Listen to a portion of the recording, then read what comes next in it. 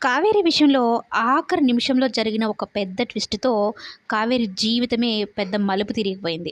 ఇంతకీ కావేరి బ్రతికుందా? చనిపోయిందా? అంటే కావేరి ముమ్మాటికి బ్రతికే ఉందని చెప్పవచ్చు.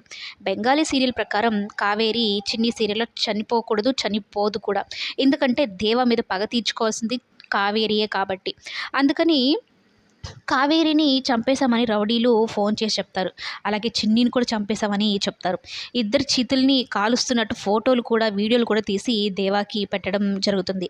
కానీ అక్కడ ఏం జరుగుతుందంటే కానిస్టేబుల్ శంకర్ మొత్తం కథని ఒక మలుపు తిప్పేశాడు కావేరి విషయంలో.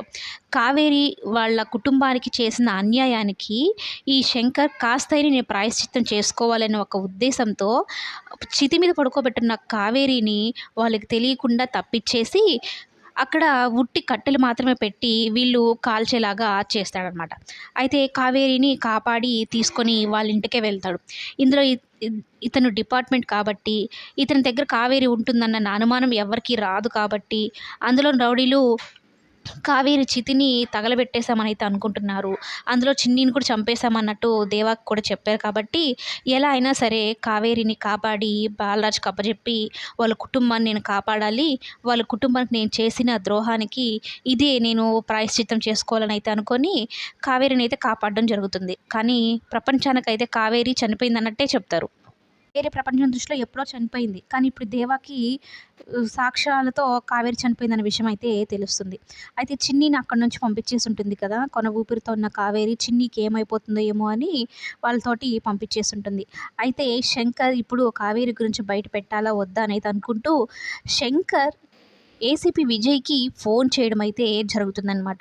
మొత్తం విషయాన్ని చెప్పి తను పీటీ టీచర్ ఉషా కాదు, కావేరి అని చెప్పి, బాలరాజు విషయంలో జరిగిందంతా చెప్పి, దేవ చేసిన కుట్రలని, తను చెప్పిన దొంగ సాక్ష్యాన్ని కూడా ఏసీపీ విజయ్‌కి చెప్పడం జరిగింది. ఇప్పుడు ఈ కావేరి బ్రతుకుంది అని తెలిస్తే చిన్నికి కూడా పెద్ద ప్రమాదం ఉంది.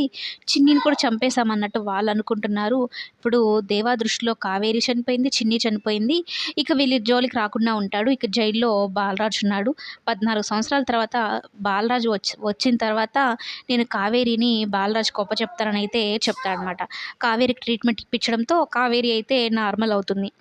కానీ ఏసీపీ విజయ్ సంరక్షణలోనే కావేరి ఉంటుంది. ఎప్పుడెప్పుడు బాలరాజుకి 14 సంవత్సరాలు అయిపోతుందా? బాలరాజుని కలుద్దామా అన్నట్టయితే ఎదురు చూస్తూ ఉంటుంది. కానీ ఏసీపీ విజయ్ కావేరికి అండగా ఉంటాడు.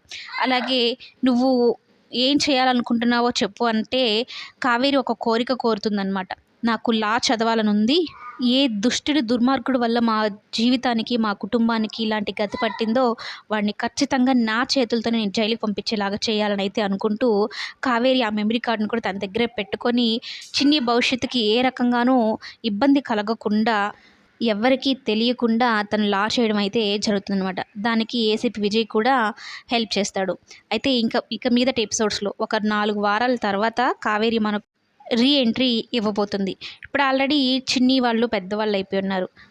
ఈ క్రమంలోనే బాలరాజు కూడా 14 సంవత్సరాల జైలు శిక్ష పూర్తి చేసుకొని బయటికి రావడం కూడా జరుగుతుంది. కానీ దేవాని మాత్రం కటకటాలు చెప్పాలు చేయాల్సిన కక్షతో సాక్ష్యాలన్నిటిని సంపాదించి ఆ దేవ మీదైతే కక్ష తీర్చుకోవడానికి రంగంలోకి దిగిందని చెప్పవచ్చు కావేరి. మొత్తం మీద కమింగ్ ఎపిసోడ్స్‌లో కావేరి రీ ఎంట్రీ అనేది మనకు కనిపిస్తుంది.